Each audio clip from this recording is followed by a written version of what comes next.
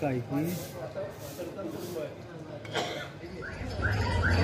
नमस्कार, मी सुनील घनवट, हिंदू जनजागृती समिती महाराष्ट्र आणि छत्तीसगड संघटक तसंच महालक्ष्मी देवस्थान भ्रष्टाचार विरोधी कृती समितीचा प्रवक्ता।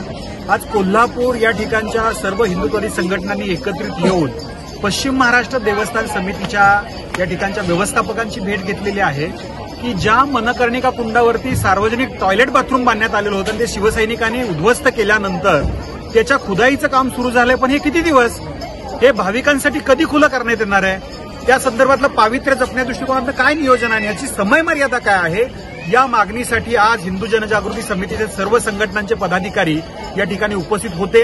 मनकर्णिका कुंडाची पाहणी करण्यात आली आणि शासन, प्रशासन आणि या ठिकाणच्या पश्चिम महाराष्ट्र देवस्थान समितीच्या सर्व व्यवस्थापकांना भेटून एक समय मर्यादा देण्यात आलेली आहे की 3 महिन्याच्या आतमध्ये हे काम पूर्ण करावं आणि भाविकांसाठी हे खुलं करावं। या ठिकाणी आज या मनकर्णिका कुंडाचं वैशिष्ट्य हे आहे की अगस्त्य ऋषी, त्यांच्या पत्नी लोपामुद्रा ज्या आहेत, यांनी स्नान केलेलं हे कुंड आहे।